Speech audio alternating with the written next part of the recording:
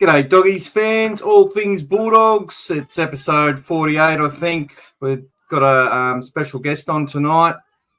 Probably haven't got too many people on at the moment. Aussie Prison Stories already come on a bit early and said hello to everyone and up the Doggies. But welcome, Christian. You've been at it you've been a podcaster for a few years now, I can see, and stuck at it, and you've got quite a big audience and a really good, lots of viewers that are, really.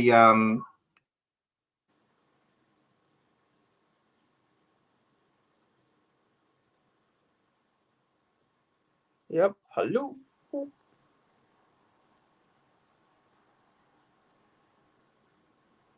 You're frozen. Not sure what happened there. Am I frozen or you're frozen?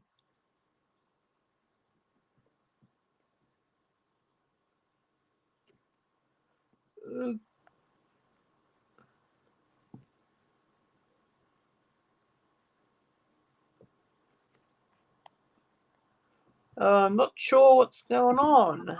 We're back. Oh. Sorry about that. Oh. Sorry about that, guys. So we'll get into it in a second. I'm just going to hotspot me smartphone. I've got to fit. My daughters are having a slumber party. My daughters.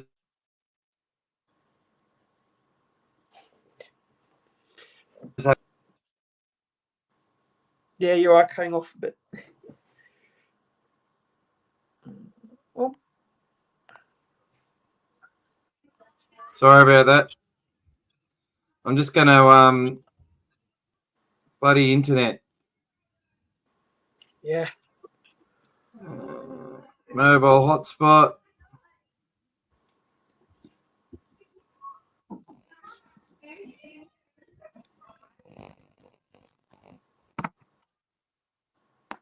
Okay.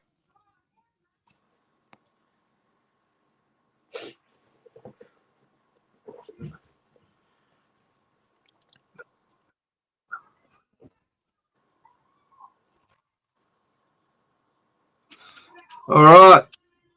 How are we travelling? We all good? So, evening, Peter. Welcome back. Yep. So, Christian, sorry, we've just had some internet issues, and we normally don't have them, but so I'll use me. Yep. Yeah. So, Christian, tell me a little bit about yourself and your journey with the Warriors, mate. Before we get into it. Yeah, so for those of you who don't know, just introduce myself. My name's Christian. I run a Warriors YouTube channel, content creator. I've been running that YouTube channel since 2020. I started 2020, and it all started then. Actually, I've been running other pages. Got a Facebook group, but been running that with other people. But the YouTube channel really started in 2020 during the COVID period, actually, and that's how I got involved in the YouTube world. When I started off, I wasn't too comfortable with starting YouTube, but a few people in the content world said, why not give it a go, give it a crack, and I decided to give it a crack, and I've been doing YouTube ever since then. So I'm a massive Warriors fan. I've been born and bred in Auckland, New Zealand. But I actually live in Australia. I live on the Gold Coast. Live in Queensland. I've been living here since 2010. So I moved over with parents and been here ever since. Briefly went back to New Zealand 2018, but moved back to Australia, back to the Gold Coast after then. So been a Warriors fan all my life. Been a Warriors fan since I was a child, since I was a kid growing up. My dad took me to my first Warriors game when I was only a child, and look, I didn't know nothing about rugby league at the time. It was my first game in Auckland, New Zealand, at Ericsson Stadium back then, and I knew nothing about rugby league, and that's how I was born into it through watching my first Warriors game then, and then ever since then I've been a Warriors fan ever since. So I've ridden the highs and lows as a Warriors fan. There's been plenty of lows, of course, but there has been some good years as well. But of course, the COVID year was tough. That was a tough period for the team. Obviously, being based in Australia, not having home games, playing in the Central Coast, playing at Redcliffe. So, it's been a ride. It's been a ride as a Warriors fan. Every Warriors fan knows this journey that we've been on. We had last year, which was a huge surprise. Andrew Webster took this team to the greater heights of top 4 last year. A few players were in career best forms, like Sean Johnson, came back and played and came close to the Dally M. So it's been a journey as a Warriors fan. Yeah, it's been a journey, and I'm sure Bulldogs fans will actually feel that they know the actual same feeling. But you guys obviously had won grand finals now. We haven't won one yet. We've been in the comp for quite a long time. So, we are a team that a lot of people class as in the consistent side, and we have been over the years. But 2023 was probably our most consistent year we've had since the 2000s.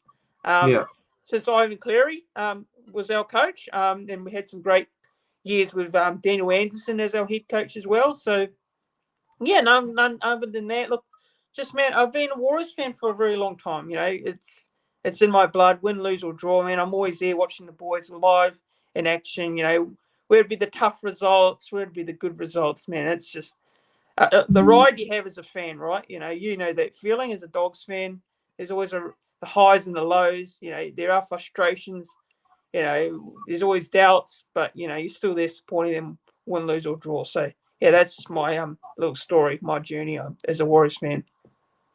Thanks for that. Thanks for telling me about that, mate. It's good to hear, and it's good to see how passionate us. When you're a fan of your club, you can become very sort of in your own world, and it's all about the Bulldogs. And when you actually see how passionate you've got other passionate fans out there that live, bleed for their team and support them, it's good, and it sort of helps. Look, it's great to have the rivalry and the banter and that, but afterwards it's just good to, we all sort of feel the same for our sides, and what I call true fans through thick and thin. You know what I mean? You always know, that you're going to have the tough times. That's being a supporter is about supporting your club through the past, the present, and the future, and going through that entire journey. Sorry about the background noise, guys. My daughter's having a slumber party, as I was saying before we got cut off. So there's it's a bit crazy, and I'm just going to hide in here as long as I can. Although I've got a pizza out there that'll probably be cold, but still pizza. So I'll get into that after the podcast. Pete says, "Good on you, Christian, for having a crack, mate." And that's it, mate. And you stuck at it, and you kept going, and you've got quite a big audience now, which is fantastic.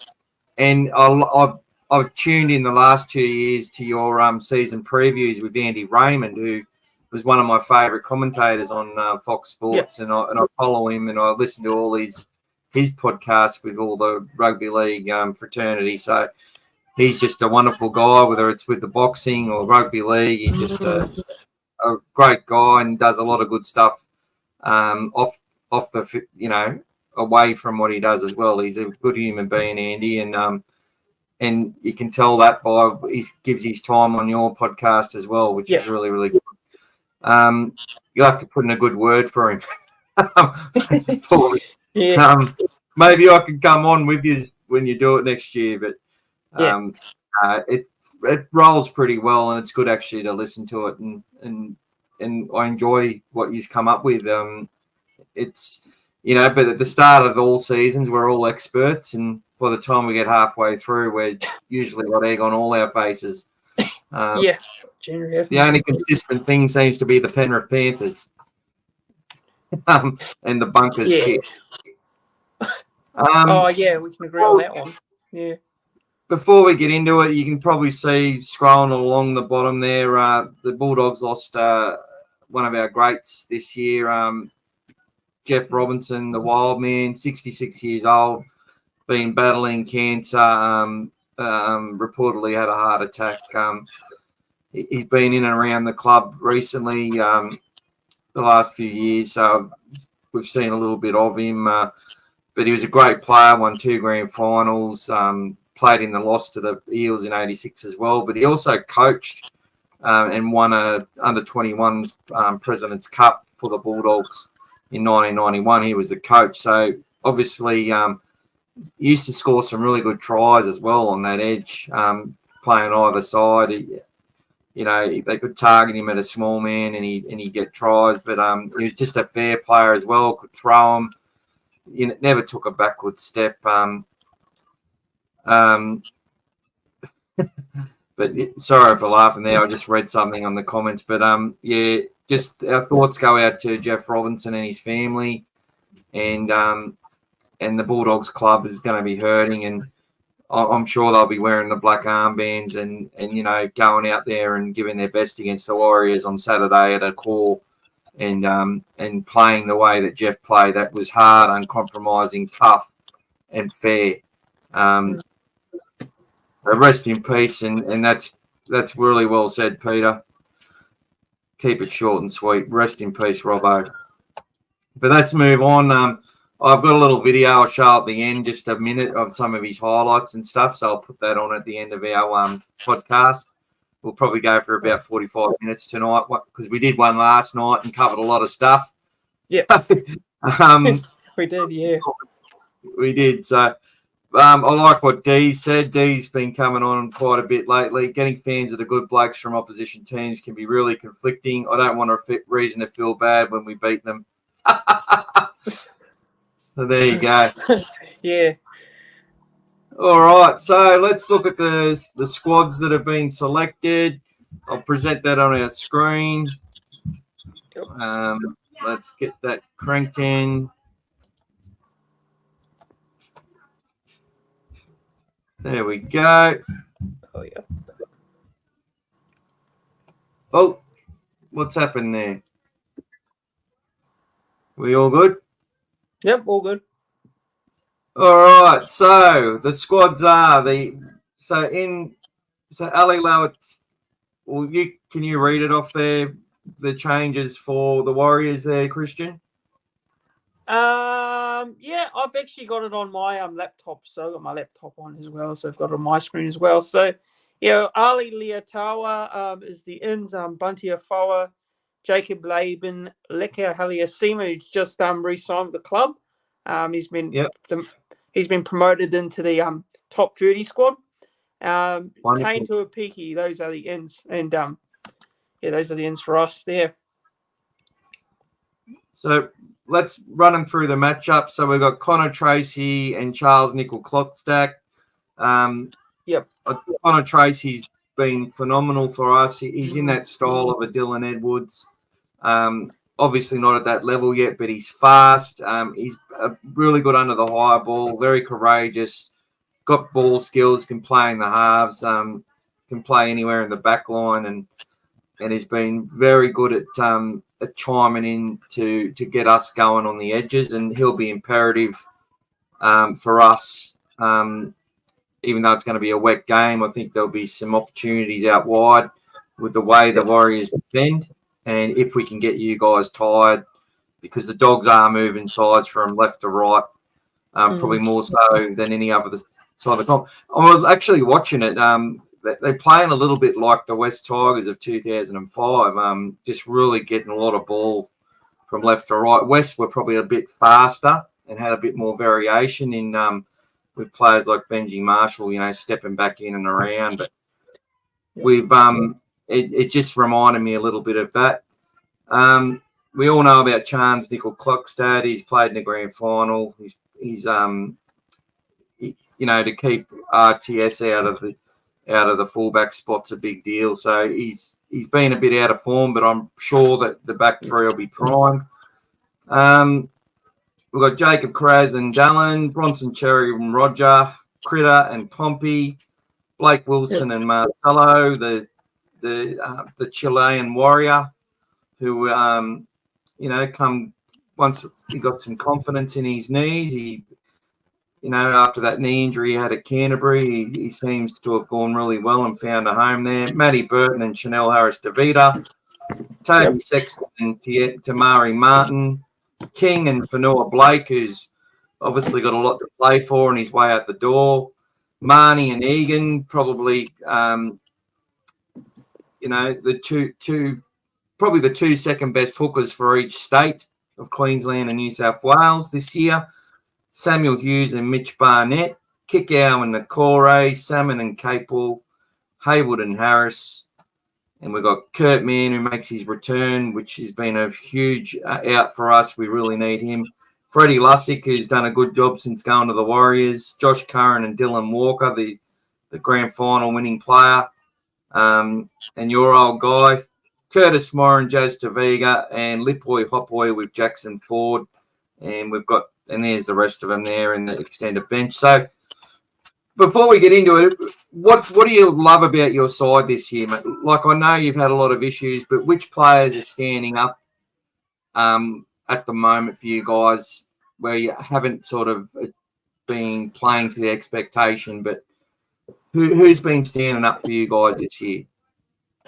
Yeah, well, before I get into it, I will say that this year has been a bit of a mixed bag in terms of our performances and our form throughout the season so far. Like, we going into this year as fans, of course, a lot of fans were expecting this team to be sitting in the top four or somewhere abouts in the top eight at this point of the season. We've had a few results that I would say were results that we probably should have won. And you look at the games we had, the Storm game down there at Amy Park in Melbourne was another one. The Storm game in New Zealand. The Sharks at home was a game we were expected to win. We didn't win that. So, look, results-wise, probably not where we want to be. And Webby mentioned this in the media during the week. He says we're not where we want to be at the moment. He mentions that we aren't quite there yet. We did get a win last week, which was a great win over the Broncos, albeit the Broncos were having some Origin players out there. But still, we got the result. I think the result was important due to confidence after that Titans result a couple of weeks ago. So, look, basically, the way I see the season going so far is that we're not where we want to be on the ladder in terms of the points and the results. Look, I think we're still probably a long way away from where we, want to be in terms of a top 8 side. Obviously, the result, the ladder says, you can get a couple of wins and then you're in there. So, look, realistically, we still could finish top 8 at the end of the year. But yeah, based on players playing at the moment and who I think's been performing, you've got to say Barnett. Mitchell Barnett's been our best forward this season. He's been very consistent. Obviously, he's had a few games, where he hasn't had injuries to. He's not had suspension, so that's pretty much helped him in terms of his consistency on the field. And he's a leader, right? He's a born leader, Mitchell Barnett. He's a lot of people weren't so sure about the signing, but I always thought that Barnett would be great for the Warriors. Obviously at the Knights he had a few on-field incidents, right? He got a few suspensions there, but he's a great player, right, Mitchell Barnett, and I like what he brings to the table. He's so consistent. I think he's been quite unlucky to miss out on the selection of New South Wales. He's been in the reserves, so I think for me, Mitchell Barnett's been our best player this season. And I think he's been our standout player. And last year was Fanua Blake. We had a lot of players. We had Fanua Blake. We had DWZ. But this year, I'll probably have to say it's Barney, based on consistency and form throughout the season so far. So it's got to be Mitch Barnett for me. Over the last couple of weeks, it's been Tamari Martin as well. He's been really stepping up in that role. In the halves there, with Sean Johnson out due to injury as well, and he's probably stepping up with Chanel Harris-Tavita. So, those two, I think, going to be really important this week. I think he just seems to have a bit more zip than SJ at the moment, and probably straighten things up a little bit more. Which, when SJ's at his best, that's what he can do. And then, and once you think you know what SJ is going to do, then he produces SJ, and he hasn't really had the opportunity to do that. The platform hasn't been laid as consistently, though, by the side. I think they've found themselves without possession and they've lost, haven't been able to assert that dominance, but they're still making the most meters in the comp, which is a huge stat. I think they're right up there with the most post-contact meters as well, whereas the Bulldogs make the least amount of post-contact. And we are, I think last week there was some definite questions raised in the way that we weren't able to restrict the Sharks go forward. That's something that we've been the best team at this year. And, teams will often start a set quite well, but we tend to really suffocate them and they struggle to sort of get past that halfway line, which means, and our kick chase has been good as well, which means that we've been able to get off to better sets. So I think the Warriors are going to play a similar game to the Sharks, which is what I was saying last night. It's all going to be fast, hard, through the middle, and they'll be looking to, they're looking at the players in our team like most forward packs would have this season and have no fear whatsoever. But I feel Canterbury's looked like the better side for the majority of matches in all but 2 or 3 games this season. So there's something about the Bulldogs, and but we know Bulldogs Warriors, doesn't matter where they are on the ladder, they're going to have usually a pretty hard fought close game, and usually there's 4 or 5 tries scored by both sides. So goal kicking could be imperative in this match. D says that he'd like to hear from a Warriors fan the perspective on where Johnson fits into the team when he's fully fit, and also where do you think Roger Tuivasa-Sheck's best position for the team is? Yep. Yeah, look, that's a good question, D. Really appreciate the question in the chat. Look, obviously going into the season, there was a lot of talk where RTS would fit into the side, and where we throughout the whole off-season said that, the amount of debate, there was questions around should RTS go back to fullback, should they move C&K, and he was quite adamant that C&K was our fullback moving forward. He was adamant about the fact that C&K last year at fullback had a great season and it was in good form, and there's no reason to shift them out and move RTS to fullback. So this year, RTS, since coming into the side, hasn't quite found that form in the centres. He's still learning the position. It's a new position for him. He's not played there before. So look, our team, when you look at it as a whole, he's had 11 appearances, right? It says he's had 11 appearances there. He scored 3 tries. So generally speaking, I've said it quite a lot lately that I feel like RTS is probably better off playing on the wing. I think he's better off being shifted to the wing, and I'm not. I was a big fan of the centre move at the start of the year, but after watching a lot of our games this year, RTS in the centres hasn't quite worked. The combination hasn't worked on the field. It's not all been his fault. I'm not blaming him at all. But I will say it hasn't quite clicked together. And that combination on the field hasn't quite clicked. So I think his best position for me right now has to be on the wing. He played much better last week in the centres, albeit on the other side of the field. So he did have a good game there last week. But it'll be interesting to see how he goes this week up against the Bulldogs. So I think to answer your question, where I think his best position is, I'd probably say his best position is on the wing. And some people may say that, why not shift RTS to fullback and put C&K back into the centres? I don't think it's pretty drastic. I don't think there's a need to put him back to fullback. I think it's for me, it's either he's on the wing. But I'll be interested to see how he goes this week, because he hasn't quite really found that form in the centres this year.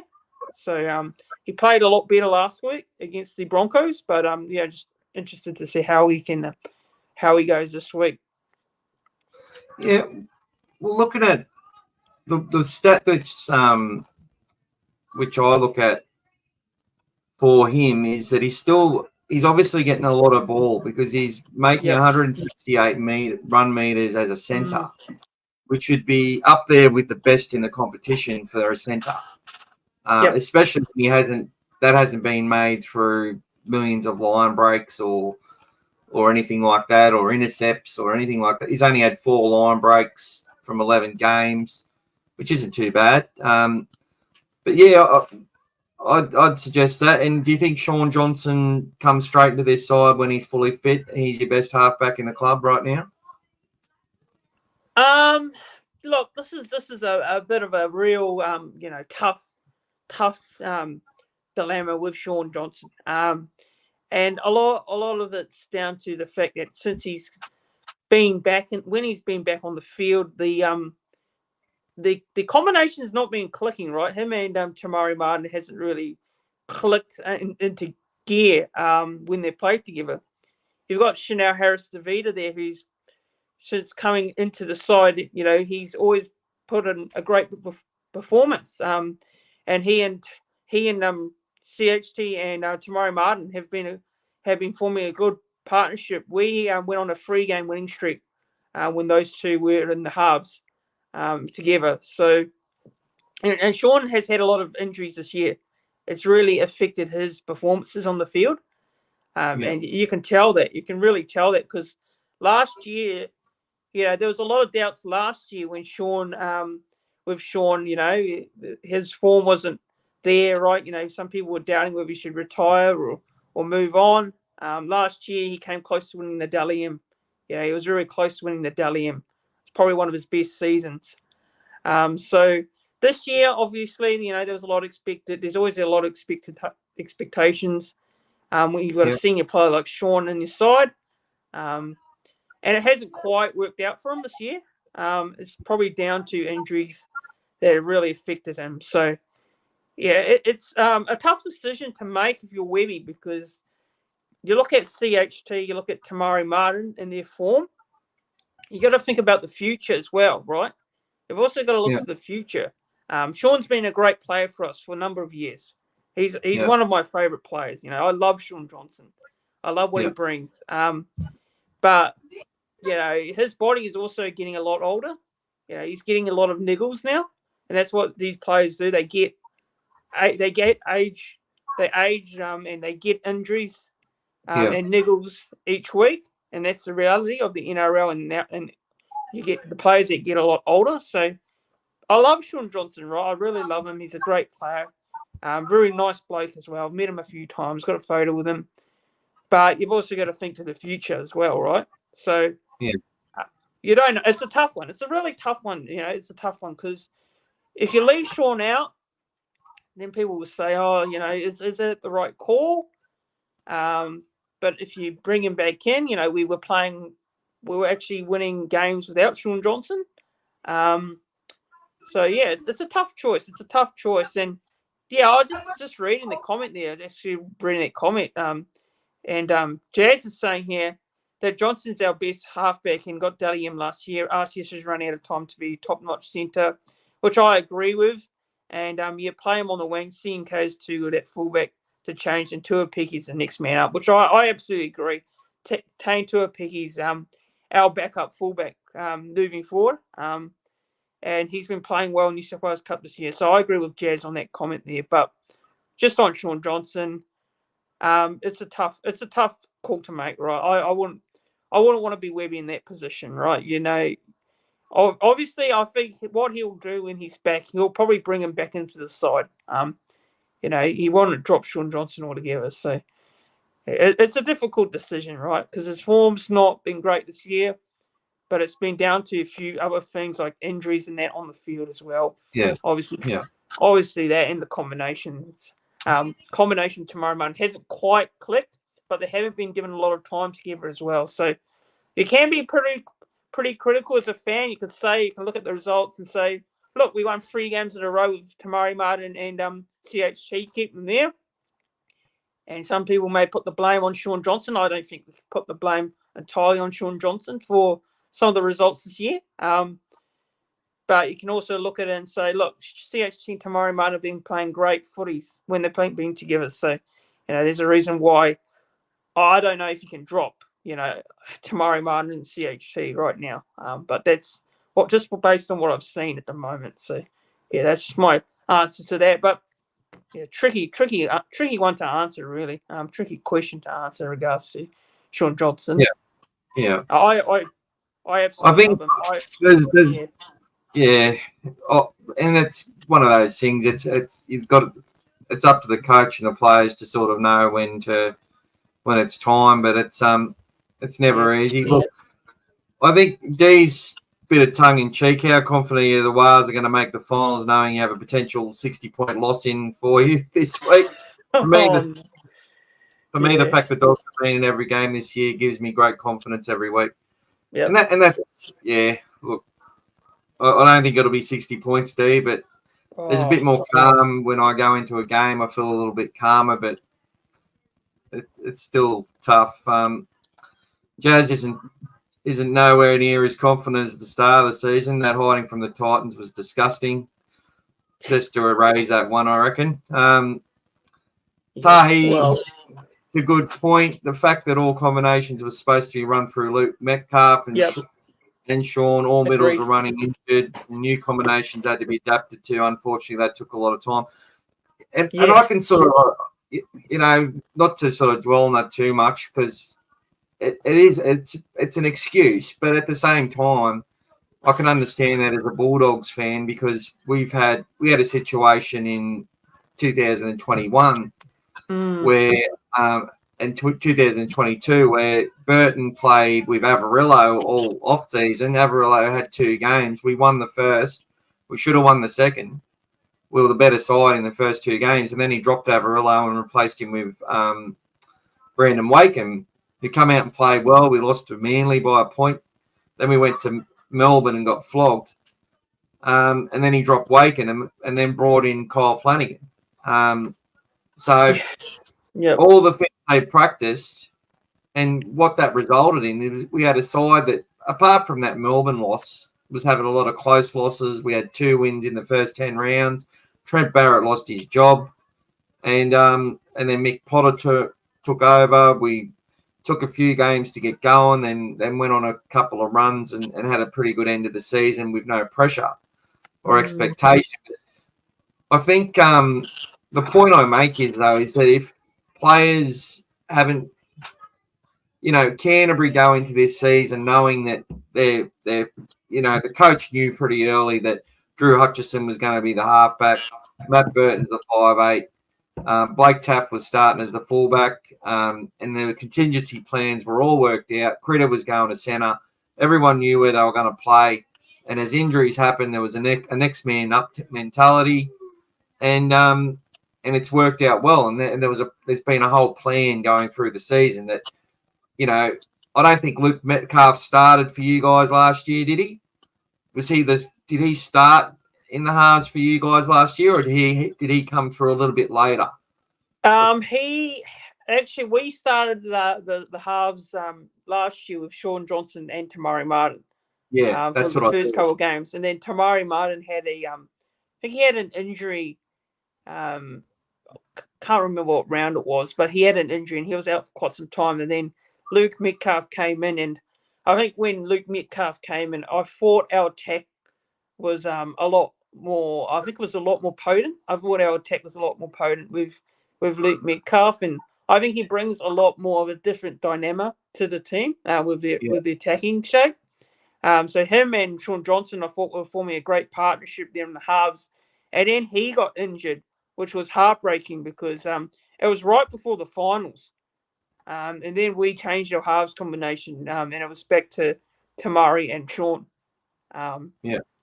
And then we stuck with that halves combination throughout the finals. So, I'm a massive Luke Metcalf fan. I feel like once Luke Metcalf is fully fit, he is going to be our starting halves moving forward. I think he'll be in the starting halves with Johnson moving forward. But it's a shame. It's a shame at the start of the year because he started a couple of games and then he had that injury, right?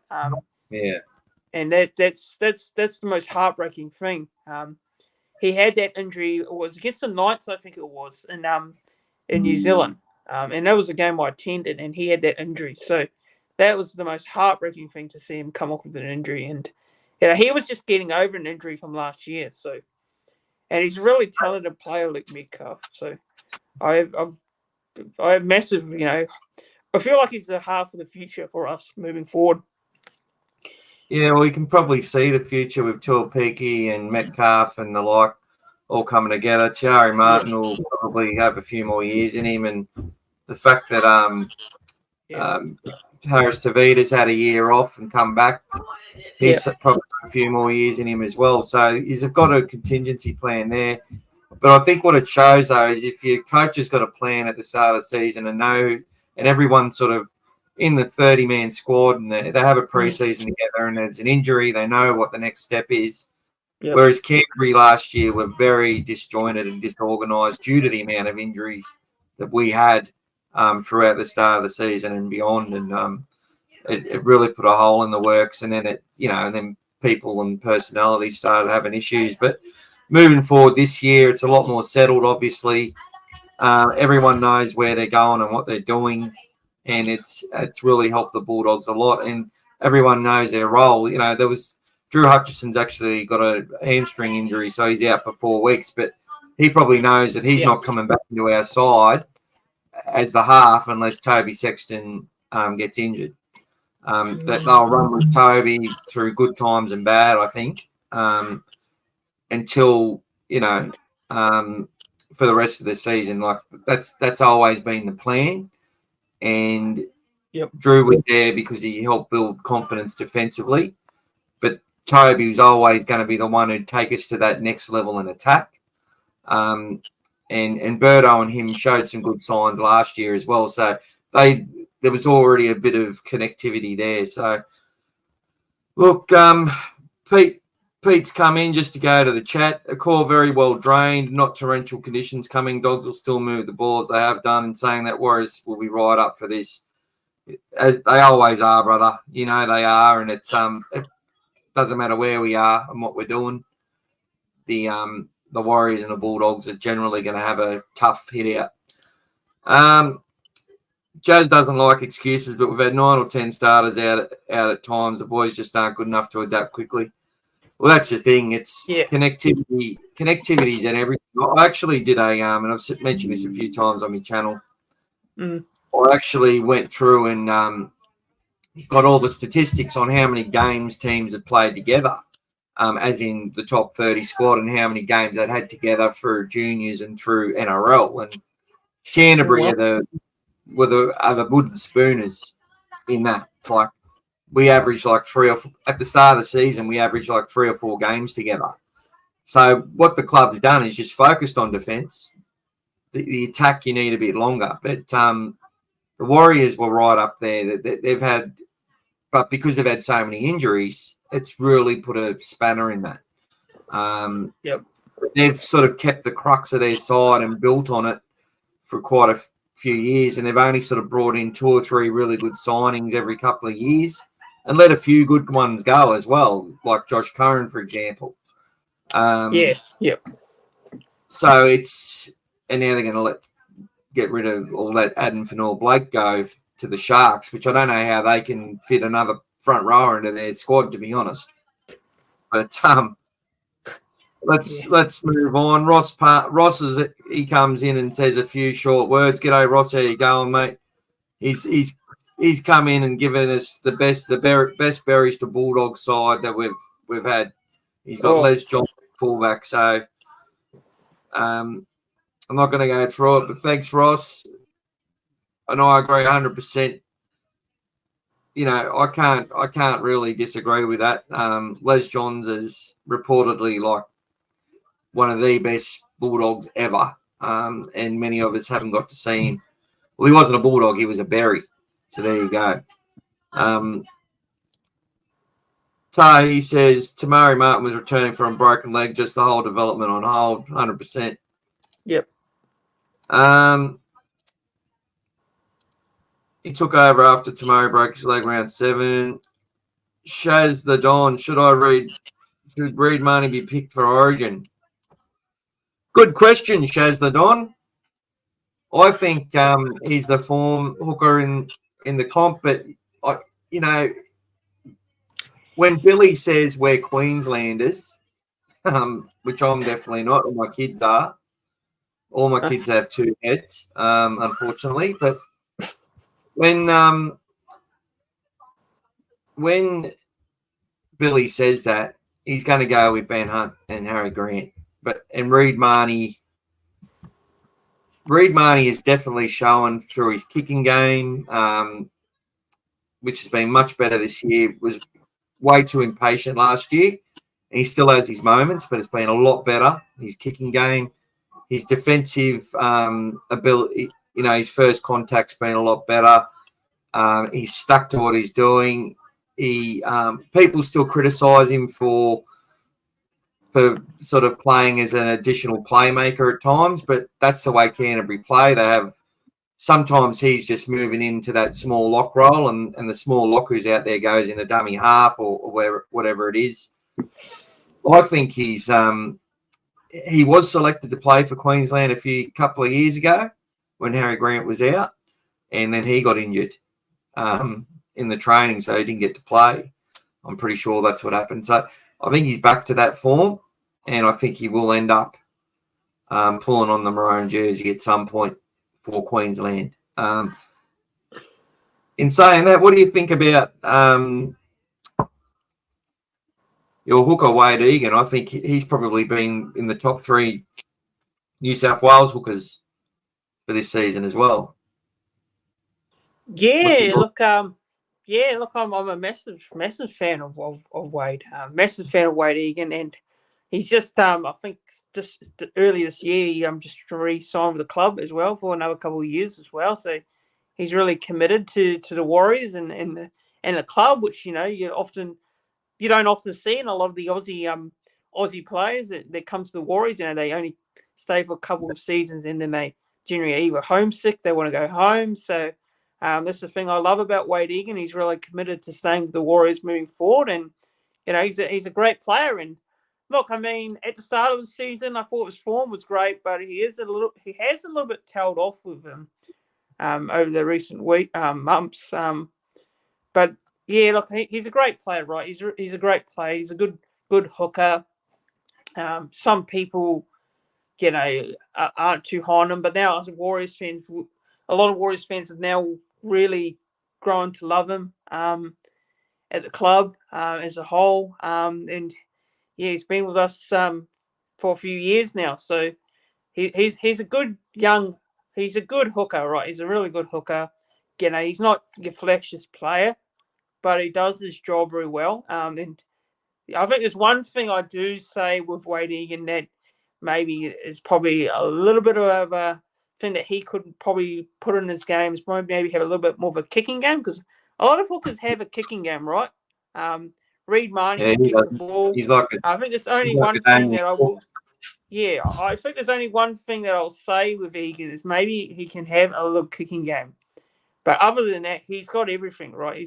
He's got everything in his game. He's a great defender. He can provide plenty in the attack for the Warriors. He's a really important player moving forward. So that's why I think he's a great player, and it's good to have him for the next couple of years, for sure. Just brings everything to this team. Yeah. Yeah, he looked like he had a few kicks in 2021, but he's basically had kicks since. Pete says Reed leading the NRL in defence, he's way ahead of the rest, and he's also way ahead in attack. Reed Marnie has about 4 or 5 more try assists than any other hooker in the comp this season. So he's having a good year, and he's keeping it pretty simple. Reed has no doubt. Like I've watched him a lot, and he wants to be a playmaker as well. Yep. And that's like in the mold of a Cameron Smith or someone like that. And I think he's got that in him. I think he's really good. Wade Egan, obviously a Penrith junior. in a team that was stacked. They had Sonny Luke coming through. They had same age. Obviously Nathan and Jerome. Like there was just never going to be an opportunity at Penrith, and he's made the Warriors his home, and he's going to stay there. So Joe says Egan's rugby perception is right up there. Yes, Egan definitely needs to kick, but that's up to whether Egan can kick. He's an ex-half. Correct, Joe's coaches. So, yeah, some coaches just don't want their hookers kicking. But maybe, but things aren't going right. That's maybe something that comes in where he comes to a game and he goes, I want you to start practice your kicking this week. They're not ready for it. They don't know it's going to happen. And we're going to turn these boys around and keep them in their own end and destroy them in their own 20 with some early kicks. And so a bit of rain maybe at Accor. It's always a little bit sticky, but it is in the daytime. Which Warriors haven't got the best record, but I think having that colder sort of damper weather sort of brings the two teams closer together. I think it's going to be a good game, as we were saying last night. What's your thoughts, mate? Where will the Warriors win this game tomorrow? How are they going to beat Canterbury? Okay, so look, for me, I'm gonna really say that our best way of winning this game is probably going to be through our forwards, through our forward pack, of course, with the likes of Whenua, Blake, Barnett, Niokore, and it'll probably be for me. There'll be a late change, and I will mention this because I didn't mention this in my show last night with you. I reckon there will be a late change come kickoff, and Webby doesn't often stick with the same side he names on Tuesday. So there will be a change, and we'll see Dylan Walker come in at lock. Now, he's been playing lock the last couple of weeks, despite Harris being named at lock. So we'll see Harris come onto the bench, and we'll see Dylan Walker starting in the lock position, and I think that's the way they will go come kickoff time. So, for me, I'm going to say that the importance will be is how our full pack goes. Our full pack, if they can lay a platform, especially with the meters they make as well, and then you've got our halves as well who can dictate turns with Chanel Harris-Tavita and Tamari Martin, and how those two combined. So that will be the key for me. And of course, I didn't mention this, but defense this year has not been the Warriors' strongest point. So if you're the Dogs looking at this Warriors team, there are some holes that you can expose, especially with our wingers and our centres. They've been caught out a few times this year. So I will say there is an area that the Dogs can expose, and it's that. And of course, you guys being the second best defensive side in the comp behind Penrith. So the Warriors are going to have to throw everything at the Dogs in their attack, and their kicking game is going to have to be on point as well. The Warriors will have to have a great kicking game and apply plenty of pressure to the Dogs team, especially if you've got Stephen Crichton there. You've got Carraz, you've got some good outside backs. We've also got to watch out for Matty Burton and his bombs and his kicks. We've got to watch out for him as well. And also the likes of Viliami Kikau, he can be really damaging, especially for me. Look, obviously you've got Reid Marnie as well, who can be a bit of a pest on the field, but that's what he's trying to do. He wants to be under the player's skin, so we've got to make sure we don't fall for those tricks. But yeah, look, those are the keys for me for the Warriors. It's defend well. Your usual things you want to see in your team is defend well, make less errors, complete your sets very well there, and just do all the basics and the simple stuff. And I think the boys can get over the top of the Dogs. And the Dogs are a team which have had a great record at home this year. Looking at their record, they haven't lost at home this season. And, of course, us, the last time we were in Australia, it was a trip to forget, right? I was in Queensland on the Gold Coast. So, hopefully that doesn't happen again. Hopefully that doesn't happen again, because that was one of our worst losses in our history, in my opinion.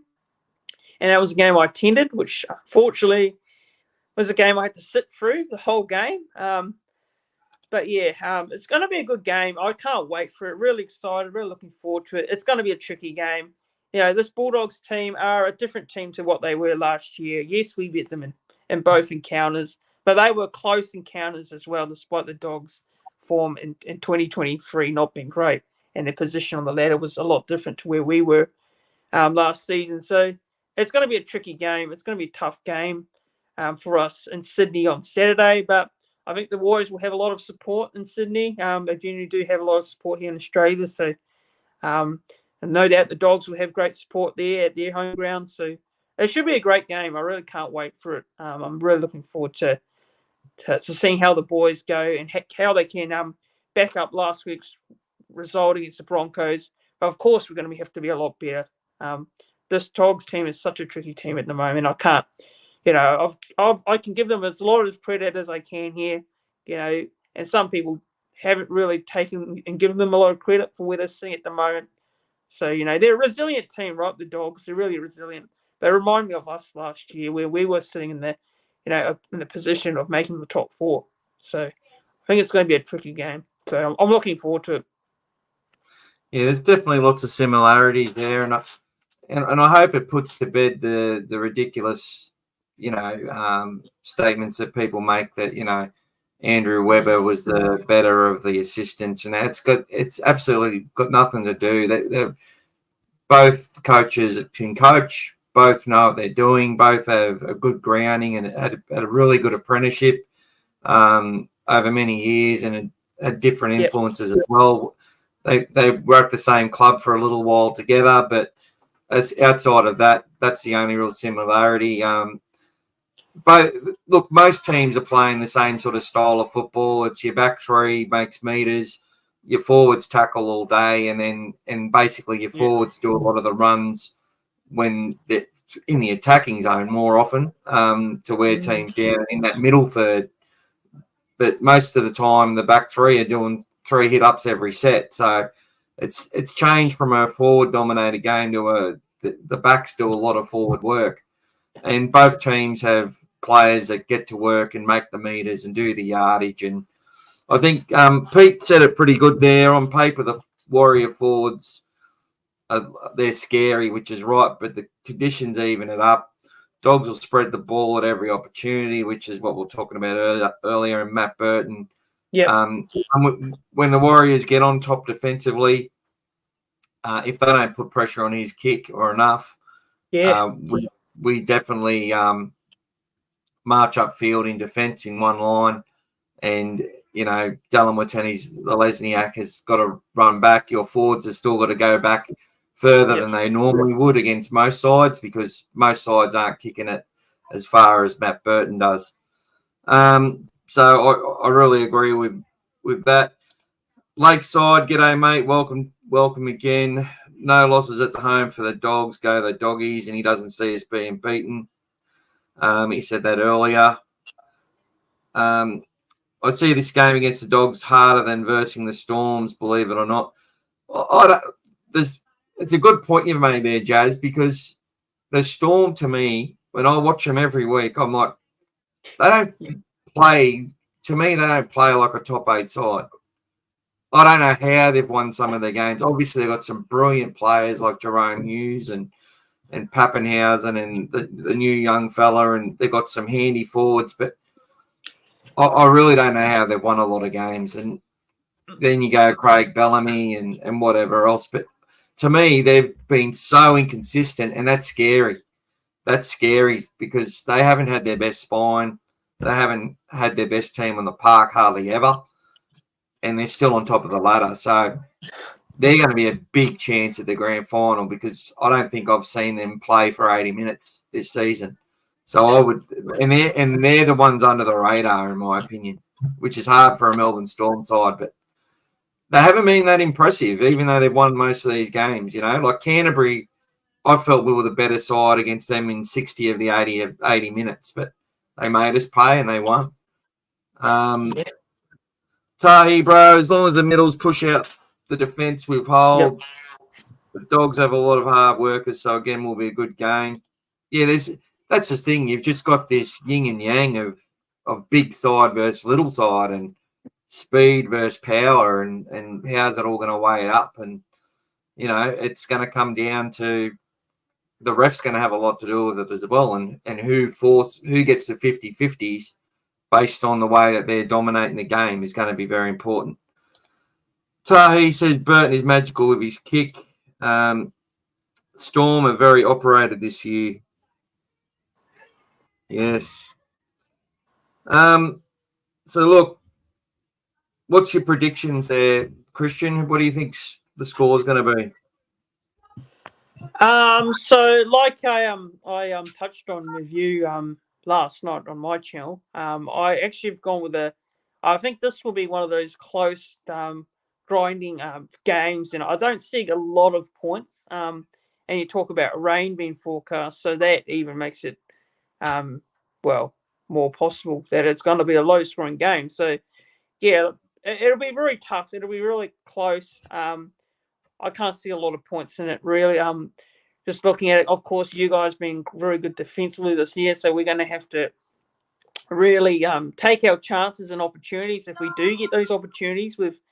If there are, you know, if you guys do make a few errors during the game, we're going to have to take those chances because, I've looked at our attack. It's been a lot better lately over the last couple of weeks. It wasn't at the start of the year. We were quite predictable with the points, and we're not just scoring a lot of points, but obviously that's turned around. I think it'll be 24-18. I'm going to go 24-18 to the Warriors. Of course, I'm backing my boys in. First try score, I'll go with Darling Watini-Zelezniak, former Bulldogs. So, yeah, I think we will get the win.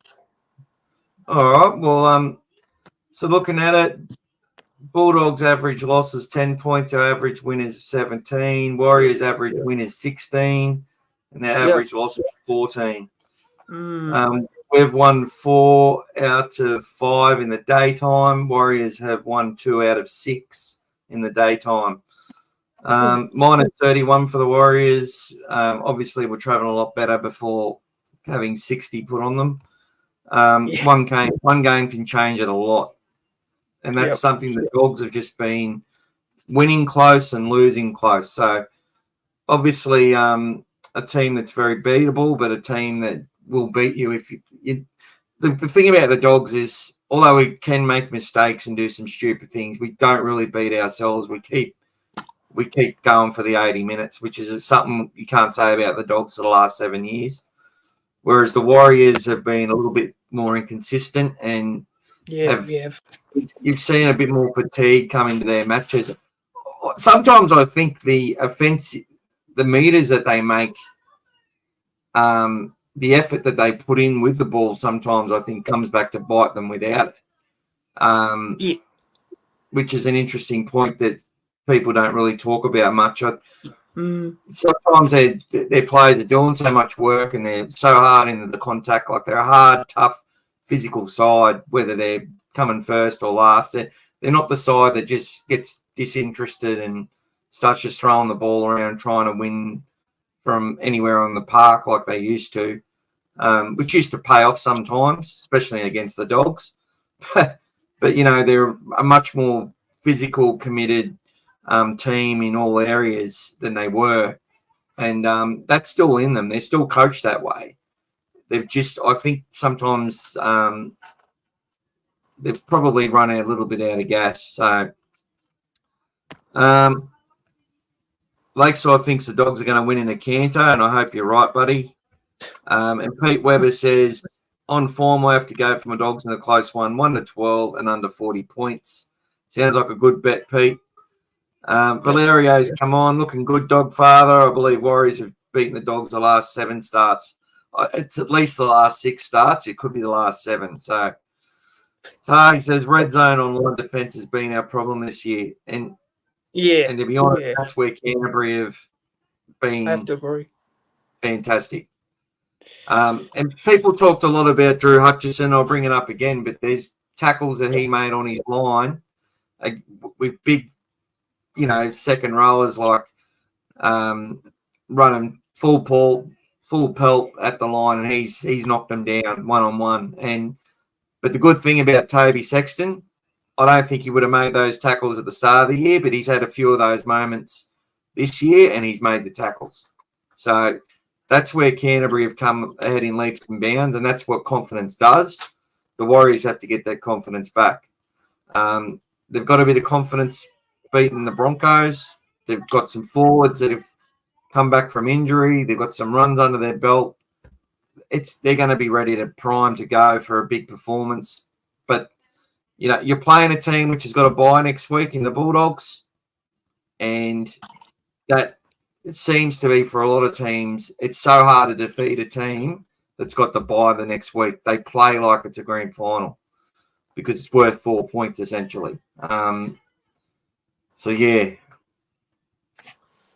Ross Palmer, once were Warriors. Dogs by 24, says Lakeside. Oh. Pete Webber says, try scorers, Crichton, Tracy, and DWZ. Yeah, Pete, I'm going to the edge back roles. I think someone like Salmon or Accor, someone we don't expect is going to score on an edge. It's be too easy to say Viliami kick out, but yeah, I think there'll be someone who's there'll be some surprise element in what happens in this match. I think it's getting to that time of the year. Both sides are desperate for the win. And when you're desperate, you see things that you don't always see leading up to this point, at this point of the season. I think we're going to see a couple of things we haven't seen this year. Need to stop the Drew hate. He has a go. Yeah, everyone needs to stop the Drew hate. He's got 4 weeks. He's got 4 weeks off with a hamstring injury, so he'll come back and be right to go should we need someone at the end of the season, and he can come on and play as a ball-playing lock, he can play as a halfback, he can play as a centre, he can play anywhere. Tahi says it's a 4-point game for both of us. Oh, you've got the bye as well, have you, after this? Yeah, we do, yeah. Oh, there you go. Even see, it's just desperation all over. There you go. And you got 2 buys left. This is our last buy, so even more so. Jack Todd potentially debut. Thoughts on his chances? Question for me. Look, D. I think he's only had a game last week. He's been named there to as the last person on the list. He definitely would have played by now had he not got that arm injury. When Gus says there's a young fellow coming through and he's likely to get a debut, he's going to get a debut. It's planned. His misfortune was Lipoi Hopboy's success, I think, and that's taken nothing away from Lipoi. But when you look at the way they plan things and go about things, it seems to be they know what they're doing, and you see the amount of change. We have people going from Ron Massey Cup into Flag and vice versa back in the New South Wales Cup, and they're just making sure that they got everyone in full movement, working on their game. The idea for the club is to win first grade matches and to develop first grade careers. So everything's about the individuals in those teams and how they're going to make our club and our team better. So Jack Todd's obviously been considered a big part of that.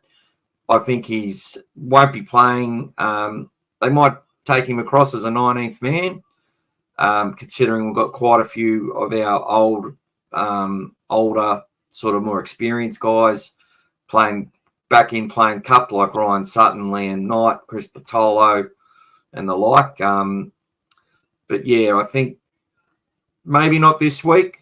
Maybe after the bye, he's someone that comes on the road trip for the Cowboys and for the Broncos and has a run off the bench in one of those games. Maybe that'll be the plan, but I just don't know, D. I don't think it could happen, but I don't think blooding him against the Warriors is the right way to go. I'd be more I would have went more for a Tuivasa-Sheck who's not even on the extended bench but been playing all right. So there you go. Going to be a crackers. Good luck to everyone. Good luck to all the fans, and that's what I reckon as well. We're going to wrap this up in a minute. Christian, you got any final thoughts on the game, mate? No, I just reckon it's going to be one of those real tough ding-dong battles between the two sides. We got obviously you guys are in great form. You're sitting in the 8 at the moment. Both teams going into their next buys as well, so it's going to be quite an important result for either side, either way. And of course, for my boys, the Warriors, we need to keep winning our games because we're currently at the moment we're sitting 13th, so we need to start getting some wins and trying to make a bit of a late charge for that top 8 spot, which is still up in the air. It could go either way at the end of the season. We don't know who's going to actually finish in that top 8 right now. It's a flip of a coin when you think about it. We don't know because teams like the Cowboys in there, they have one good week and they're in the 8 now, so. We just need to keep winning our games. And, this game is really important for us moving forward because we got the next bye. And you guys, it's an important game for you guys as well moving forward as you guys want to stay in that top 8, for the rest of the season. So huge game, massive game. And it's so important for the Bulldogs and the Warriors to get the result moving into, their next bye. And then the back of the season, they're trying to stay in that final spot. Trying to stay in that finals race. So, yeah, all the best to your Bulldogs, Michael. All the best to all the Bulldogs fans out there. May the best team win.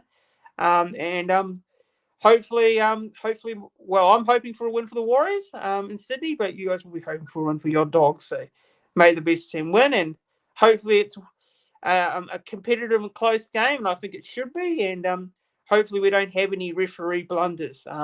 And bad decisions and calls. So fingers crossed for a fair game on Saturday. Well, thanks for that, mate. And saying back to you, you're a gentleman and you're a really good bloke and a good fan. And this is what rugby league needs. People who are passionate and always stand by their team and give positive and constructive feedback about how their teams are going without all the slander and all the ridiculous shit. And that's why I do what I do. And I love having a chat with people. There's people who come on the chat in the chat room who know a lot more about footy than I do. And I learn stuff all the time. And I thank you for all your contributions tonight, as well as yourself. Just going to – Jazz says he feels the season's done if we lose this one to the Bulldogs. And that's a point I wanted to make, Jazz, is that with Canterbury's remaining games and this is a really big point to make. We play the Warriors. We play the Cowboys are in 7th. The Broncos in 10th. Yeah. The Raiders are in 12th. The Dragons are in 8th. The Dolphins are in 6th. Warriors again. Sea Eagles 9th. And the Cowboys again. So every single one of the Bulldogs games is against a side that probably feels if they don't beat the Bulldogs, their season is going to be close to done. So definitely agree with that one. That's a big challenge for our boys. And the fact is we're only 8 wins and 7 losses. The Warriors are only 7 wins and 8 losses with an extra bye in hand. It's very deceiving. You guys are 3 points behind us on the table. And that'll be 5 points after this game if you lose. So it's really and then you'll have your extra bye in hand. It's a really important match for your side, but it's obviously the Dogs have to keep winning. There's no resting in this space, and there's no getting ahead of ourselves. So every one of these games the Dogs have got to play is like a semi-final for both sides, and I just think that's so bloody exciting. And that's in all the negative shit that's talked about out of games and rugby league, the way it's actually transpiring, the way it's actually how close the ladder is, and teams are winning one. Look, I was just going through your draw. Like you beat Penrith and then you beat the Dolphins at their home ground, but the Titans beat you in New Zealand, which no one expected that, and then they flogged you at the Gold Coast. Like It just shows you, like, if you're 1% down or got a couple of players out, any team can beat anyone. Like, it's just a great competition. Yeah, it is. It's like, you can't look at another team and say they're easy beats, right? That's the reality of the NRL. Like, no one's an easy beat. You look at that draw, like, people might say, oh, look, you've got the Tigers and the Eels and that, and you should win those comfortably, but that's not the case, right? No. It's never the case in this competition. You can't take anyone lightly. So I look at this season. The back end of the season for us is, we've got to win a majority of our games. We've got to at least win probably close to every game, I think. I don't think we could drop one game. We probably, based on the fact that we've lost those games that we should have won, and those were results that, now have affected us on the ladder. So we need to, starting off with this week, and that is why last week, the boys weren't getting carried away with that win. And that was a sign, really, that, they weren't getting ahead of themselves. Like, it's one win. We got a good win. We got a good results. Good for our confidence moving forward. But, if you go into this week thinking it's going to be easy and simple, you're gonna have custard all over your face, right? You're gonna have egg all over your face. So, that's what I'm saying is, going into this game, Webby wasn't getting too carried away with that win. The team wasn't getting carried away with the win. It was a good result. But now you've got to play the Dogs side that have been in great form. They're sitting in 5th on the ladder. They're playing at home in Sydney. They haven't lost a game at home.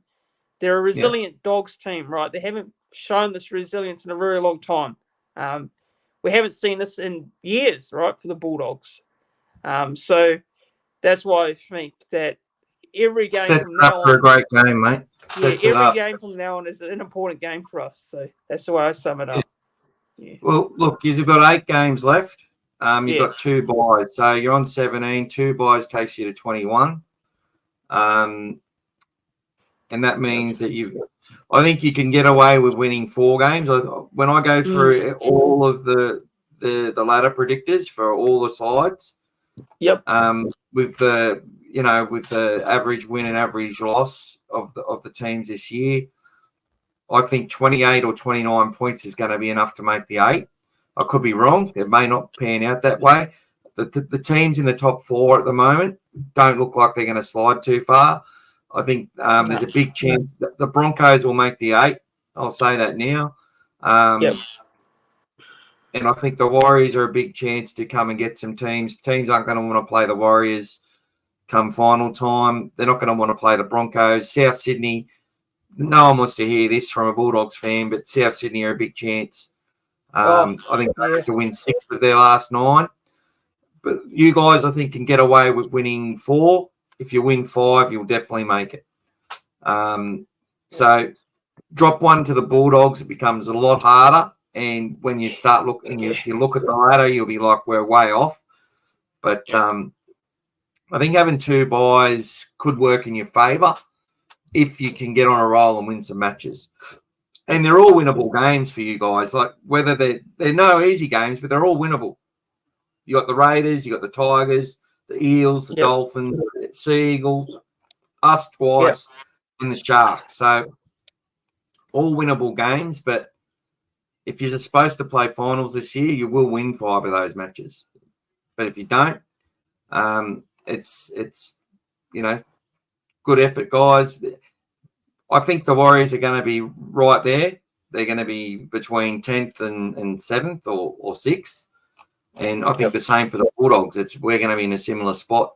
We've probably just got that. I think that draw was really important for you guys. Well, it's either going to work out that it was really important, or it cost you. But Sean Johnson taking a dive, I think it had to be a penalty regardless, but he still took a dive and it got you a point.